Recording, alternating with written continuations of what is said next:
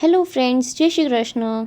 તો આજે આપણે સ્પેશિયલ દશેરા માટે નાયલોન ફાફડા બનાવીશું. તો તમે એકવાર આ રીતે ફાફડા બનાવશો ને તો ફાફડા એકદમ બહાર જેવા જ બનશે અને બહુ જ ટેસ્ટી લાગશે.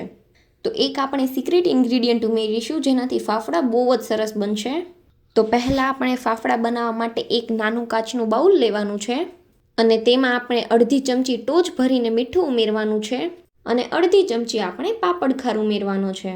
તો મીઠું અને પાપડ ખાર આપણે બંને ઇક્વલ ક્વોન્ટિટીમાં લેવાનું છે અને ચમચીના ચોથા ભાગ જેટલી આપણે હિંગ ઉમેરીશું અને પછી 2 ચમચી જેટલું પાણી નાખવાનું છે અને સારી રીતે મિક્સ કરી લેવું.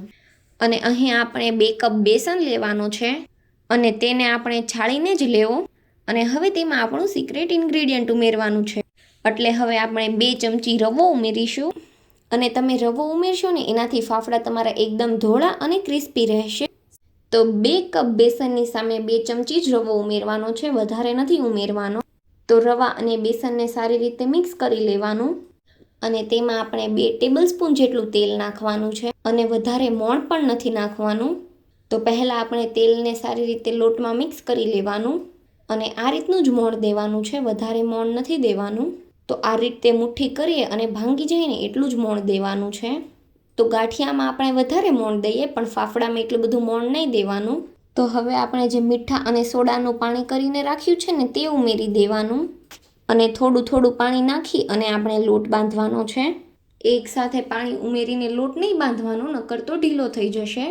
અને જોઈતા પ્રમાણમાં જ પાણી ઉમેરવાનું અને લોટ બાંધતું જવાનું અને આ રીતનો એકદમ કડક લોટ બાંધવાનો છે.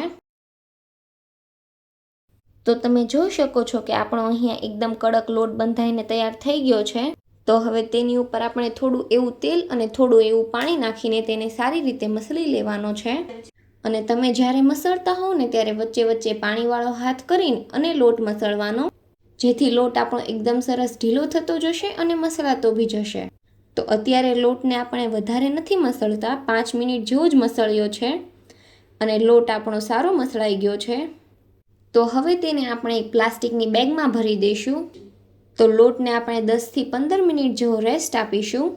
તો 10થી 15 મિનિટ જેવો સમય થઈ ગયો છે. તો લોટને આપણે ફરીથી મસળી લેવાનો છે અને જો હજુ કઠણ લાગે તો પાણીવાળો હાથ કરી અને મસળવાનો અને એવું લાગે તો વચ્ચે 1-2 વાર તેલવાળો હાથ પણ કરી શકો છો.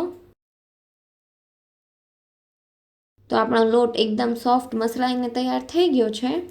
તો તેમાં આપણે 1/4 સ્પૂન જેટલા અજમા ઉમેરીશું અને 10થી 15 નંગ જેટલા આપણે મરીના દાણા લઈશું અને તેને આ રીતે દસ્તામાં ખાંડીને જ ઉમેરવા. અને આ રીતે મરીને તાજી ખાંડીને જ ઉમેરવી, તો જ સ્વાદ એકદમ સરસ આવશે. તો હવે મરી અને અજમાને લોટમાં સારી રીતે મિક્સ કરી લેવાનું અને પછી 2 મિનિટ જેવું મસળી લેવાનું.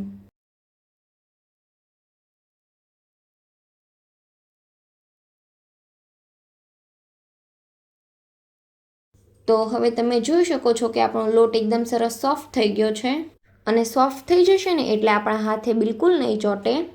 તો તેના આપણે આ રીતે નાના નાના લુવા બનાવી લેવાના છે અને બીજો લોટ આપણે ફરીથી પ્લાસ્ટિકની બેગમાં ભરી દેવાનો, જેનાથી લોટ આપણો સુકાય નહીં.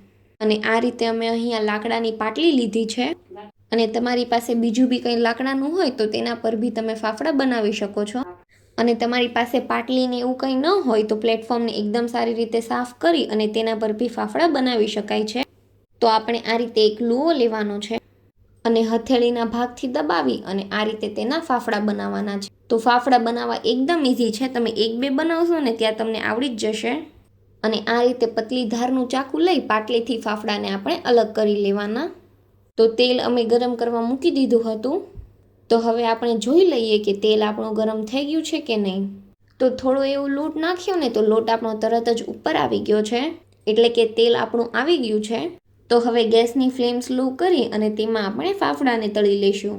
તો ફ્લેમ અહીંયા આપણે ફાસ્ટ કરવાની જ નથી, સ્લો ફ્લેમ પર જ ફાફડાને તળવાના છે. તો આ રીતે ફાફડાને આપણે તેલમાં મૂકી દેવાના છે અને પછી ચીપિયાના મદદથી ફાફડાને આપણે આ રીતે ફેરવી લેવાના અને પછી બંને બાજુ સરસ ચડી જાય ને ત્યાં સુધી થવા દેવાના. તો તમે જોઈ શકો છો કે ફાફડા એકદમ સરસ તળાઈને તૈયાર થઈ ગયા છે. અને સ્લો ફ્લેમ પર તમે ફાફડા તળશો ને તો ફાફડા તમારા સફેદ જ રહેશે. તો આ રીતે બધા જ ફાફડા તમારે પાડતા જવાના અને તળતા જવાના.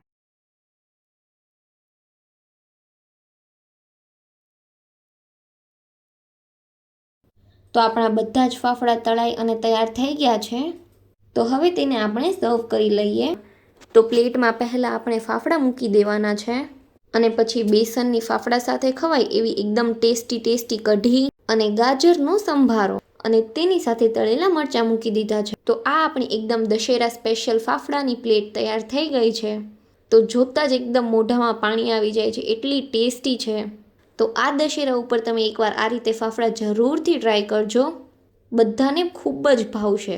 અને જો તમને અમારો આ ફાફડાની રેસિપીનો વિડીયો ગમ્યો હોય તો વિડીયોને લાઇક કરજો, શેર કરજો અને અમારી ચેનલને સબસ્ક્રાઈબ કરી દેજો. Thanks for watching.